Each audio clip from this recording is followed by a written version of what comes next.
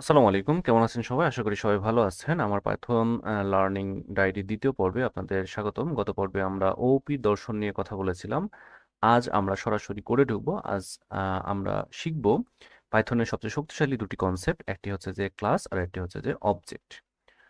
তো সহজভাবে বলতে গেলে সহজভাবে যদি আমরা বলি তাহলে ক্লাস হলো একটি নকশা বা ব্লুপ্রিন্ট। ধরুন আপনি একটি রোবট বানাবেন, তার জন্য কাগজে যে ড্রয়িংটা করেছেন সেটা হলো ক্লাস। এই কাগজে লেখা আছে রোবটটার হাত কয়টা হবে বা সেটি কি কাজ করবে, কিন্তু কাগজের ড্রয়িংটা তো আর কাজ করতে পারে না। সেই নকশা দেখে আপনি যখন সত্যি সত্যি একটা রোবট তৈরি করবেন তখন সেটা হবে অবজেক্ট। নকশা বা ক্লাস থাকে কাগজে বা মেমোরিতে একটা আইডিয়া হিসেবে, আর অবজেক্ট হলো সেই আইডিয়ার একটা বাস্তব রূপ যা কাজ করতে পারে। আজ আমরা পাইথনে একটি পার্সন বা মানুষের নকশা তৈরি করব। আমরা পাইথনে আজকে একটা পার্সন বা মানুষের নকশা তৈরি করব এবং তা থেকে মাঝারুল এবং সামিউল নামে দুজন ব্যক্তিকে তৈরি করে দেখব তারা কিভাবে কাজ করে। তো আমরা একটা ক্লাস তৈরি করি, সেটা হচ্ছে যে নাম দিব পার্সন। তো ক্লাস তৈরি করার জন্য আমরা ক্লাস কিওয়ার্ড ইউজ করতে হবে। আমরা ক্লাস কিওয়ার্ড ইউজ করলাম, করার পরে আমরা এখানে বলবো যে নেম পার্সন। তো ক্লাসের নাম দিচ্ছি আমরা পার্সন। পার্সনের পি অর্থাৎ প্রথম অক্ষর আমরা বড় হাতের রাখবো। তো আমরা পার্সন দিলাম, দেওয়ার পরে আমরা যে কাজটা করব এইখানে একটি ফাংশন ডিক্লেয়ার করব। সেই ফাংশনের নাম দিব শো নেম, অর্থাৎ পার্সনের যে নেম আছে সেই নেমগুলোকে আমরা দেখতে চাচ্ছি। তো আমরা এইখানে একটা প্যারামিটার সেলফ ইউজ করতেছি, করার পরে আমরা এইখানে প্রিন্ট ফাংশন ইউজ করতেছি। করার পরে আমরা বললাম যে আহ, আপাতত আমরা একটা স্ট্রিং এর ভিতর রাখতেছি, পরবর্তীতে আমরা ভ্যারিয়েবল যদি ইউজ করি তাহলে এফ স্ট্রিং আমরা ইউজ করব। আমরা এখানে বলতেছি যে মাই নেম ইজ মাজহারুল। হ্যাঁ, মাই নেম ইজ মাজহারুল। এই পর্যন্ত আমরা কি কি করলাম একটু আমরা রিক্যাপ করে নিই। এখানে একটি ক্লাস লিখেছি যার নাম দিয়েছি পার্সন। একটা ক্লাস লিখেছি যার নাম দিয়েছি আমরা পার্সন। পাইথনে ক্লাস শুরু হয় পাইথনে ক্লাস শুরু হয় কি দিয়ে? ক্লাস কিওয়ার্ড দিয়ে। ঠিক আছে? তো এইখানে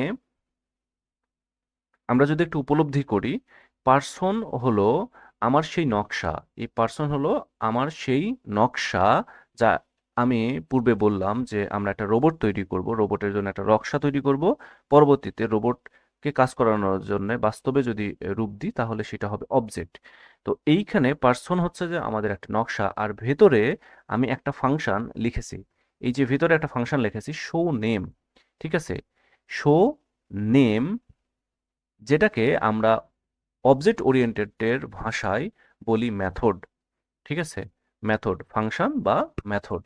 খেয়াল করুন, এখানে একটা শব্দ আছে সেলফ। এখানে একটা শব্দ আছে কি? সেলফ। প্রথমে আমি নিজেও এটা নিয়ে কনফিউশন ছিলাম, পরে বুঝলাম যে যখন কোনো অবজেক্ট এই মেথডটাকে ব্যবহার করবে তখন সেলফ পাইথনকে বুঝিয়ে দেয় যে কাজটা সে নির্দিষ্ট অবজেক্টেরই, মানে যেই অবজেক্টের জন্য কাজ করা হবে সেলফ পাইথনকে বুঝিয়ে দিবে সেই কাজটা ওই নির্দিষ্ট অবজেক্টের।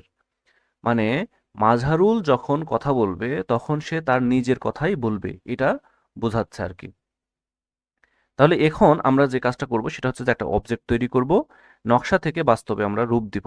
হ্যাঁ, আমরা এতক্ষণ কি করলাম? নকশা তৈরি করলাম, পাইথন মানে পার্সন নামের একটা কি করলাম? নকশা তৈরি করেছি, সেটাকে আমরা বাস্তবে রূপ দিব। তো সেটা করার জন্য আমরা এখানে যে কাজটা করব সেটা হচ্ছে যে যেহেতু আমরা দুইজন ব্যক্তি, একজন হচ্ছে যে মাজহারুল আর একটা হচ্ছে যে সামিউল, এই দুইজন ব্যক্তি তৈরি করব। তো সেই দুইজন ব্যক্তি তৈরি করার জন্য আমাদের মাজহারুল নাম দিচ্ছি মাজহারুল। সেটাকে আমরা বলে দিচ্ছি এইটা একটা পার্সন। ঠিক আছে? আমরা এই যে পার্সন ক্লাসটাকে এখানে কল করে দিয়েছি। তারপরে আমরা বলতেছি যে সামিউল সামিউল সামিউলকেও একটা পার্সন বানায় দিচ্ছে আমরা পার্সন ক্লাসটাকে কল করে দিই। তো এইটা হওয়ার পরে আমরা যে কাজটা করব সেইটা হচ্ছে যে এইখানে আমরা পার্সন নকশা ব্যবহার করে দুইজন আলাদা মানুষকে মেমোরিতে জায়গা দিলাম। এই যে মাজহারুল, সামিউল, এই দুইজন আলাদা ব্যক্তিকে বা মানুষকে আমরা মেমোরিতে জায়গা দিয়েছি। তো এই মাঝারুল এবং সামিউলকে আমরা এখন বলতে পারি এইটা একটা অবজেক্ট। ঠিক আছে? এখানে মাঝারুল এবং সামিউল হলো এই ক্লাসের দুটি ইনস্ট্যান্স বা অবজেক্ট। আমরা এই অবজেক্টকে আমরা কি বলতে পারি? ইনস্ট্যান্সও বলতে পারি। ক্লাস কিন্তু একটাই লিখেছি। ক্লাস কি? ক্লাস পার্সন একটাই লিখেছি। কিন্তু মানুষ বানালাম ২ জন। ঠিক যেমন একটা ছাঁচ ব্যবহার করে অনেকগুলো মাটির পুতুল বানানো যায়। আমরা এবার কি করব? মেথডকে কল করব। ঠিক আছে? আমরা এবার যে কাজটা করব সেটা হচ্ছে যে মেথডকে কল করব। আমরা মাঝারুল নাম দিলাম, দেওয়ার পরে ডট দিলাম, দিয়ে বললাম যে এই যে শো নেম যে মেথড, এই যে ফাংশনটা তৈরি করেছি যেটাকে আমরা মেথড বলি ওপির ভাষায়, সেটাকে আমরা কল করে দিলাম। একটা কল করলাম, কল করার পরে এটাকে রান করলাম। আমরা এইখানে দেখতে পাচ্ছি যে মাই নেম ইজ মাঝারুল। এইটাকে আমি ক্লিয়ার করে দিই। ক্লিয়ার করে দিচ্ছি। ক্লিয়ার করে দেওয়ার পরে আমরা এইটাকে রান করে দিলাম। এখানে বলছে যে মাই নেম ইজ মাঝারুল। ঠিক আছে? মাই নেম ইজ মাঝারুল, এইটা আমরা কি করেছি? এই যে শো নেম মাঝারুলের জন্য করেছি তাই দেখাচ্ছে। আমরা এবার দেখি একটু সামিউলের জন্য করে দেখি। সামিউলকেও আমরা এখানে নিয়ে আসি, যে মেথডটা সামিউলের মেথডটাও কল করি। কল করে দিলে আমরা কি দেখতে পাবো সেটা আমরা একটু দেখি। সেটা হচ্ছে যে my name is Mazharul, my name is Mazharul. Samiul call করলেও মাঝারুল আসতেছে, মাঝারুল কল করলেও মাঝারুল আসতেছে। এইটা আসলে হওয়ার কথা ছিল না। তো সেইটা করার জন্য আমরা চাচ্ছি যে সামিউল যখন বলবে তখন সামিউলের নামটা এখানে দেখাবে। তো সেই কাজটা করার জন্য আমাদের যে কাজটা করতে হবে, এইখানে আরেকটা প্যারামিটার নিতে হবে নেম। আমরা নিলাম, নেওয়ার পরে এইখানে আমরা জাস্ট একটা এফ স্ট্রিং দিয়ে এই যে নেম প্যারামিটার এটা ভ্যারিয়েবল আকারে এখানে পাস করে দিলাম। দেওয়ার পরে আমরা যে কাজটা করব সেটা হচ্ছে যে এইখানে আমরা বলে দিচ্ছি মাঝারুলকে যখন শো নেম বলতেছি তখন এইখানে ওই প্যারামিটার আমরা নেম নিয়েছি সে কারণে এইখানে একটা আমাদেরকে দিতে হবে, প্যারামিটার পাস করতে হবে। সেটা হচ্ছে যে আমরা এখানে বলতেছি যে মাঝারুল, মাঝারুল বললাম, এবং এইখানে আমরা বললাম যে সামিউল, সামিউল। এইবার যদি আমরা এটাকে রান করি তাহলে আমরা দেখতে পাবো যে my name is Mazharul, my name is Samiul, এই জিনিসটা আমরা দেখতে পাইলাম। তো এখন এইখানে যেটা করা হচ্ছে যে অবজেক্টগুলোকে তাদের নাম শোনাতে বলা হইল।